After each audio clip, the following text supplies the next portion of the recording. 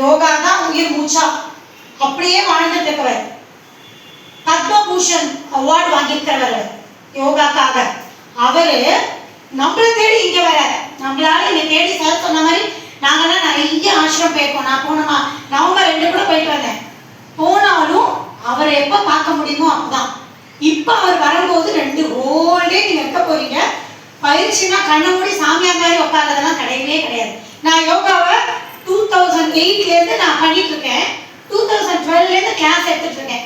என்னை பார்த்தா சுவாமிஜி கண்ணை மூடி ரிஷி மாதிரி இப்படி கையில ஒன்று வச்சுக்கிட்டு அப்படி தெரியுதா என்னை பார்த்தா? இல்லை உங்களுக்கு போர் அடிக்குது? நிஜத்தை சொல்லணும்.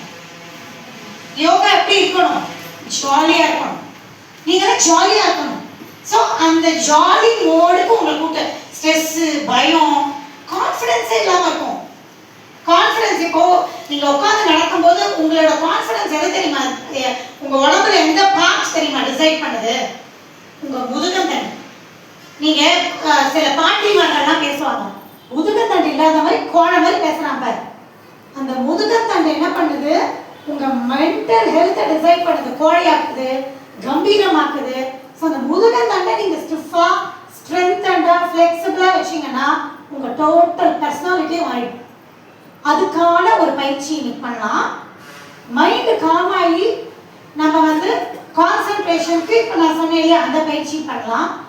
சுறுசுறுப்பா இருக்காது என்ன, எந்த ஒரு ஜீவராசி சொல்லுங்க பார்க்கலாம்? எறும்பு. அப்புறம் இன்னும் இருக்கு. எறும்பு சுறுசுறுப்பு, ஆனா என்ன தெரியுமா பண்ணும்? மறந்து போயிடும். அது என்ன பண்ணும்? ஒரு இடத்துல இருந்து சாப்பாடு எடுக்கும், அதை கொண்டு போய் இன்னொரு இடத்துல வச்சிடும், மறந்துடும் அந்த இடத்துல வச்சதை. தேனீ கேட்டிருக்கீங்களா? பார்த்துருக்கீங்களா? தேனீக்கள் பயங்கர சுறுசுறுப்பு, ஸ்மார்ட்டா இருக்கும். கான்சென்ட்ரேஷன் அதுக்கு பெஸ்ட், மெமரி பவர் பெஸ்டா இருக்கும்.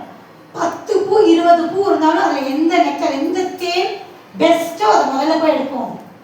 ஸோ தேனீக்களோட ரீங்காரம் மாதிரி நம்ம ஒரு சத்தத்தை பண்ணி அந்த பயிற்சி அதை பண்ணா மைண்டு காமாகும். நம்ம என்னைக்குமே இப்போ நான் ஒன்று பேசுறேன், அது உங்களுக்கு உள்வாங்கி உங்க மைண்ட்ல ரெஜிஸ்டர் ஆகி அதை டெலிவர் எப்போ பண்ணுவீங்க தெரியுமா? மைண்டு காமா இருந்தால்தான். அந்த மைண்டை காம் பண்ற ப்ராக்டிஸ் இந்த ஹனிபீ ப்ராக்டிஸ். அதுக்கு பேர் பிரம்மரிக் பிராணாயாமா. இந்த பயிற்சி பண்ணா மெமரி பவர் இன்க்ரீஸ் ஆகும், மைண்டும் காம் ஆகும். யாராவது உங்களை பார்த்துட்டு ஏன் இந்த ட்ரெஸ் நல்லாவே இல்லைன்னா, ஓ அப்படியா தேங்க்யூ அப்படின்னு சொல்ற அளவுக்கு நமக்கு பக்குவம் வந்துடும்.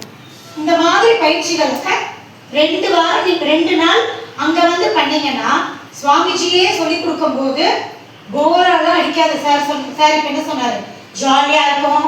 ஆழ்மாடோலமா தான் போட மாட்டோம், அதை விட ஆனா ஜாலியா கீர்த்தன் இருக்கும், அங்க டான்ஸ் பண்ணுவாங்க. நம்ம அங்க நீங்க எப்படி இருக்கும்னு நினைச்சீங்களோ, போர்னு நினைச்சீங்கன்னா பயங்கர சூப்பரா இருக்கும், சூப்பர்னு நினைச்சீங்கன்னா டபுள் சூப்பரா இருக்கும்.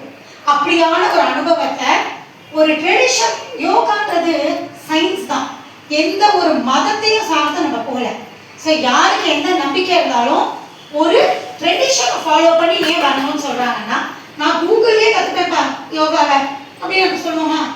கூகுளில் கற்றுக்கிட்டா உன் பேர் என்னடா